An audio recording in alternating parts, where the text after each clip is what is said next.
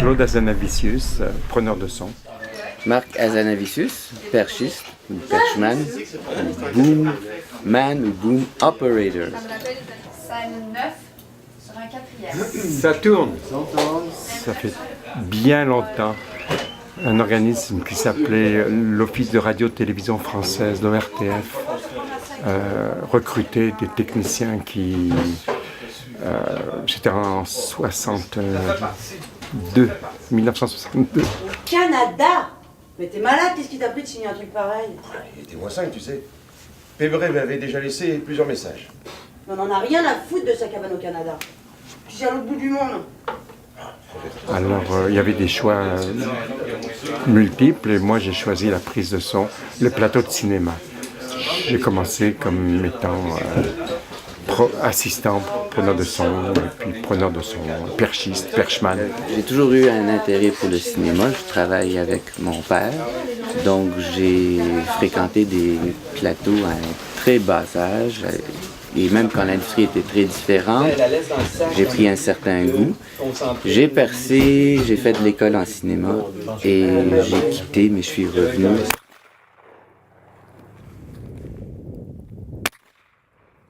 Est-ce qu'on peut faire un troisième, peut-être pas dans la mallette, mais pour bien entendre partir le son? La prise de son a beaucoup changé avec le temps et aussi avec le budget. Plus un budget est gros, moins le son, l'importance de la prise de son directe est non pas importante, mais définitive. On a les moyens de refaire toute la bande sonore, et dès l'instant où on fait du son qu'on appelle témoin, juste pour un son guide, si on travaille dans de mauvaises conditions, où il y a des ventilateurs, des avions, des voitures qui passent, ou une rue trop bruyante, on va enregistrer la bande, le son, les dialogues, et on va les refaire en studio, qu'ils deviennent audibles et agréables à entendre. Étrangement, plus le budget est petit, plus la prise de son a sa place à l'intérieur de la création d'un film. Ça évite des coûts, et puis il y a une certaine vérité de la prise de son en direct qui...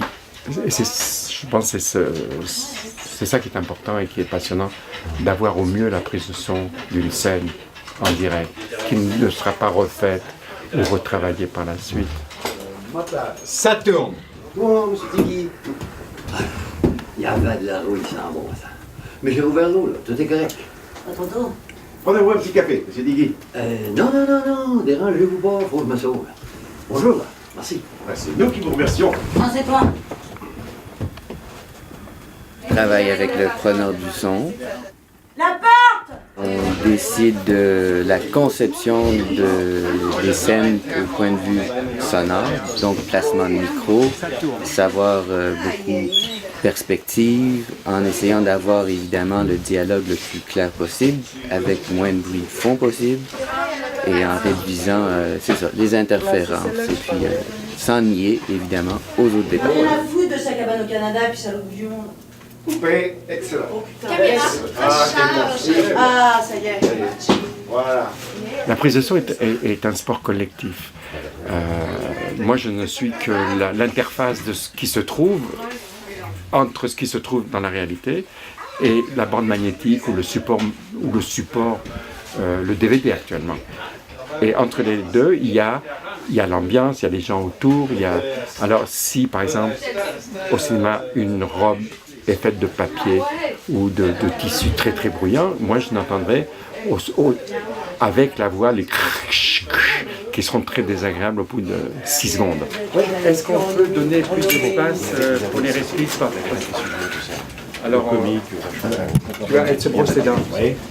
Alors, si par photo, ça ne pourra pas... Alors, s'il y a un des départements du cinéma qui ne travaille pas ou qui ne m'aide pas, ou qui... Eh bien, moi, je pars battu déjà, avant même d'avoir commencé. Donc, il faut régir un certain silence, d'abord, et c'est l'essentiel, d'abord pour que les comédiens puissent travailler en paix, et que je puisse enregistrer les voix dans les meilleures conditions possibles. Action. Au Canada! T'es malade, qu'est-ce qui t'a fait de signer un truc pareil? C'était moins 5, tu sais. Pébré m'avait déjà laissé plusieurs messages. On On n'a rien à foutre de sa cabane au Canada. C'est à l'autre bout du monde. C'est un travail qui est très philosophique dans l'approche. Alors, c'est quelque chose qui est très ninja, dans le sens que il faut vraiment être le moins présent possible à plusieurs niveaux. Il ne faut pas nous sentir, mais il faut s'approcher le plus possible du but, qui est toujours une tension assez précaire, parce que mon travail consiste d'arriver le plus proche possible d'une ligne invisible qui est toujours en changement sans jamais percer le cadre. C'est pas le plus compliqué du métier, mais ça fait que c'est quand même c'est dans les erreurs le plus public que tu puisses faire sur un plateau. Si c'est à la caméra, on va arrêter le plan puis on dit on a eu un petit problème. Mais si moi je perce le cadre comme ça, il y a quelqu'un qui va crier boum, micro, et tout le monde sait pourquoi et tout le monde sait à quel moment. André, action! Bon, ça me rappelle mon enfance. Elle s'appelle comment votre tortue? Bonheur. C'est drôle. C'est même cette tension qui rend l'aspect performance intéressant. Parce que bon, il y a beaucoup de facteurs qu'il faut garder en considération. C'est sûr que c'est le dialogue. Donc, le dialogue vient évidemment principalement de la bouche. Mais les acteurs, ça va changer. Donc, moi, je dois suivre avec l'angle du micro, mais en même temps, je dois suivre le dialogue à plusieurs... il peut y avoir plusieurs acteurs dans la scène, 4, 5, que eux vont bouger dans la scène. Mais c'est non seulement les suivre, leur tête, les différents acteurs, en respectant le cadre invisible qui change parce qu'il y a la caméra qui va aussi bouger dans la scène. Il va y avoir les lumières, il va y avoir des flags, des gogos que moi je dois éviter parce que moi aussi je bouge dans cette danse-là.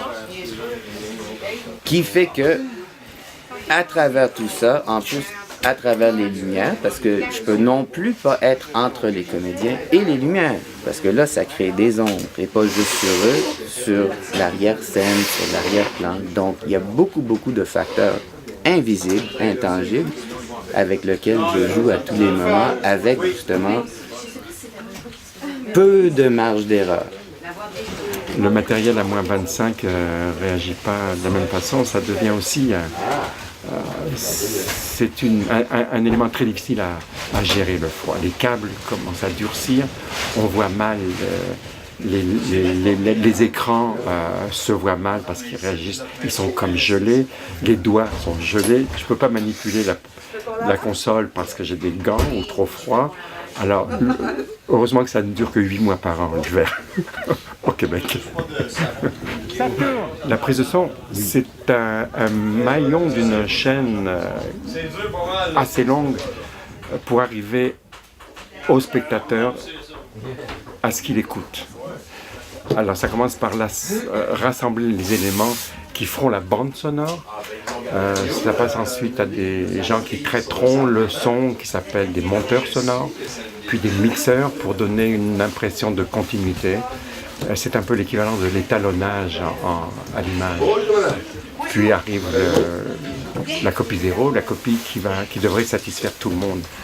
Le producteur, le réalisateur, dans lequel il y a la bande sonore, auquel on ajoute la musique. Mais souvent, on divise la prise de son de la musique, la bande sonore de la musique. Il faut savoir se faire très petit, physiquement, mais aussi point de vue d'ego. C'est pas toujours évident comme métier. Mais comme dans la vie, il faut savoir comment faire sa place et prendre la place qu'on nous accorde. Et puis avec ça, savoir comment entrer dans cette danse quand possible.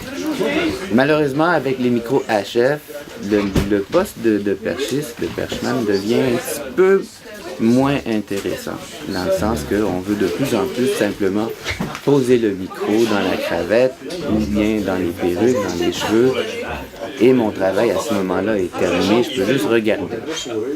Là, c'est sûr que toute cette tension, tout cet aspect de sinon création, de participation, et beaucoup d'humour.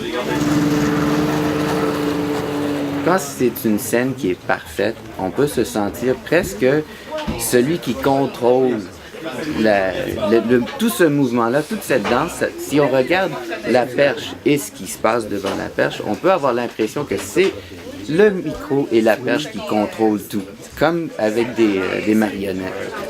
L'époque où moi j'ai commencé et l'époque maintenant a vraiment changé. Ce n'est pas qu'une question de mémoire sélective, mais c'est aussi des conditions de travail qui ont changé. La collaboration au sein de l'équipe, avec le réalisateur.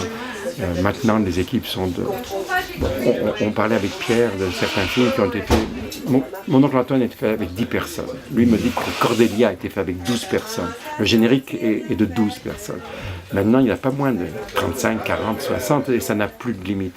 Une équipe de film n'est pas un nombre de personnes qui travaillent ensemble, comme le mythe le fait croire, mais ce sont des personnes qui travaillent en même temps.